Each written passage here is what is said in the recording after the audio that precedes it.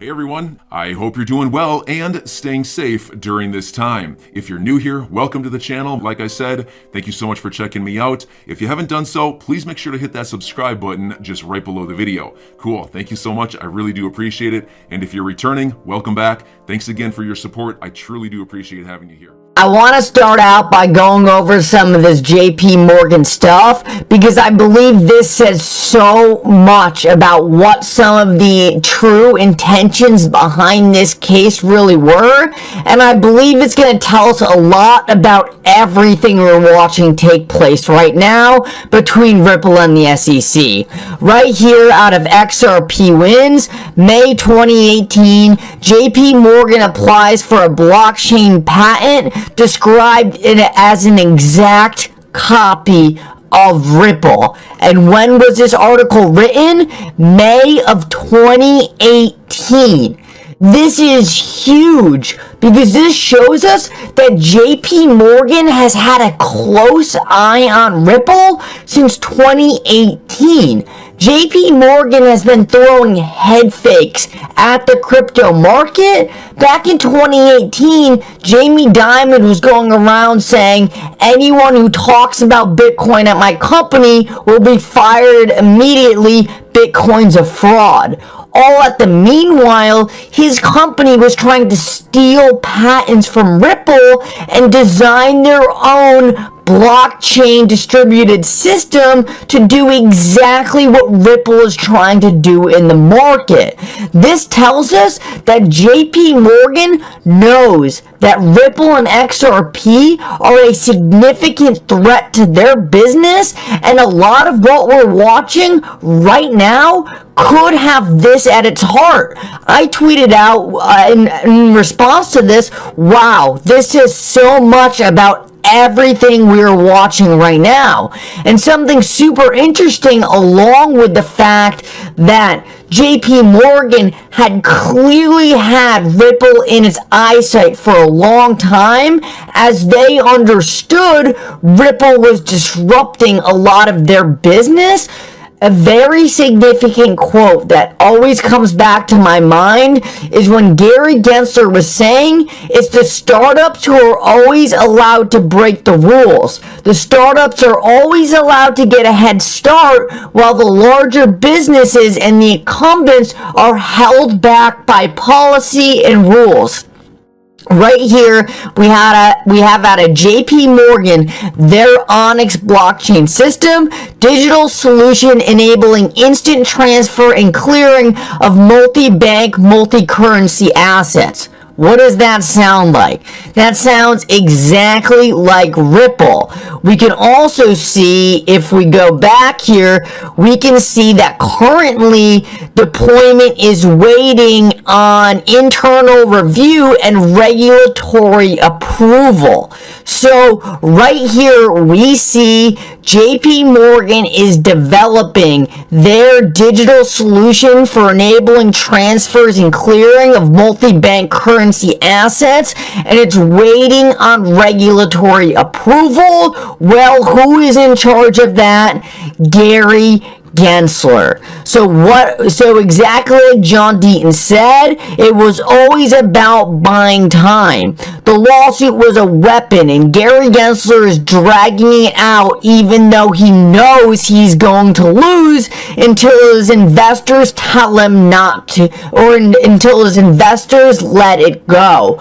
So what Lazarus or Stephen Hubert is saying right here is he's saying he believes Gary Gensler and the SEC used this lawsuit to stall Ripple's progress. JP Morgan and the other big banks knew Ripple was making significant strides and really taking over the entire landscape of what would end up being a future financial system.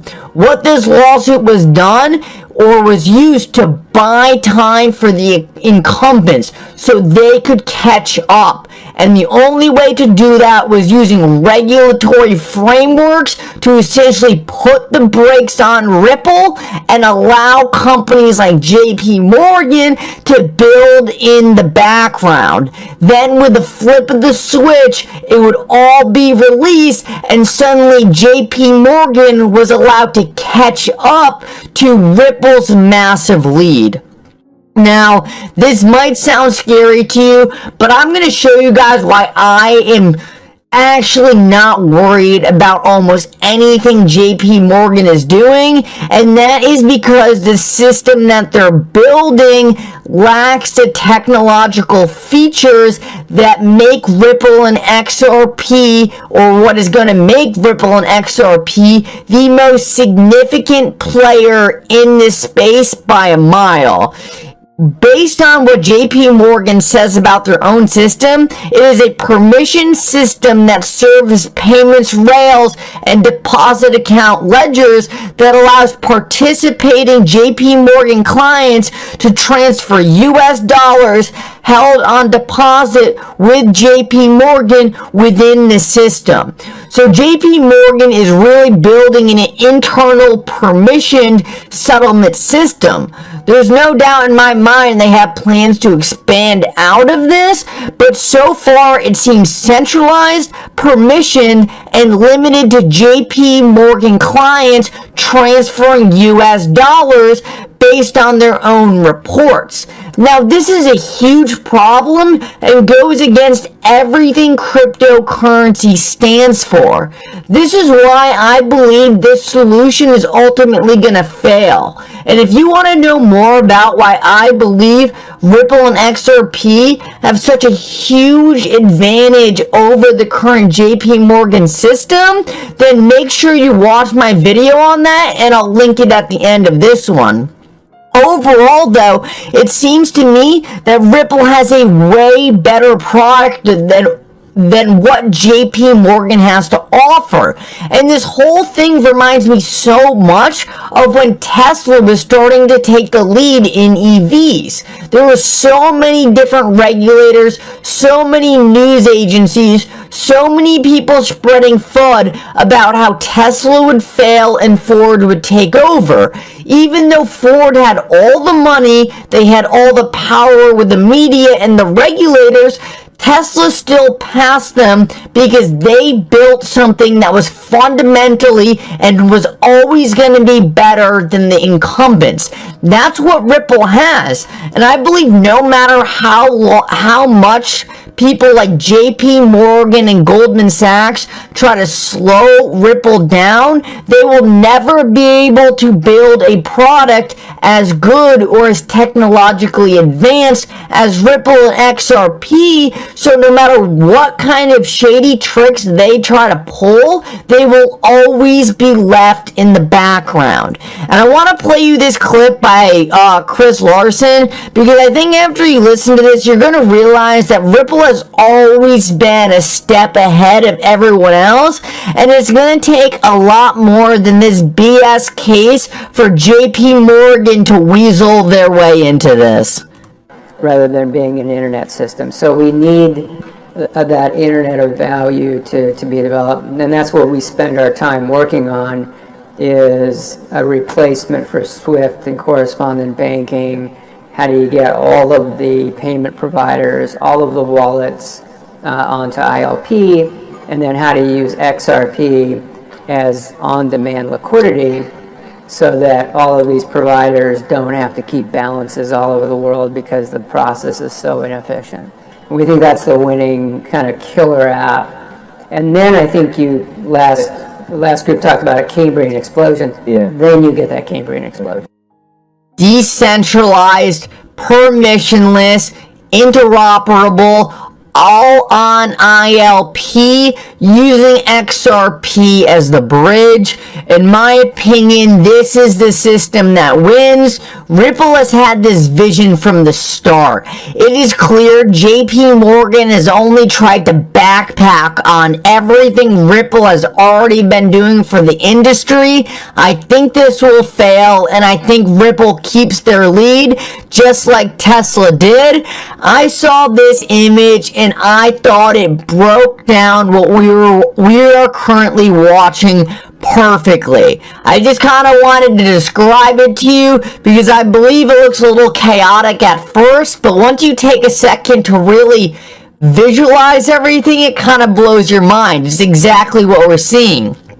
We see all the retail folks flying towards things like Shiba, Solana, and Bitcoin, which I believe will all be valuable, but nothing compared to what XRP and something like Ethereum are already accomplishing behind the scenes. XRP significantly more so, but we do also know that there are big players behind Ethereum, so even though, as we can see, Ethereum has the band-aids on it because it's a broken system, there is no doubt in our mind that JP Morgan and Chase and other established incumbents are using Ethereum, and there are also other banks using XRP.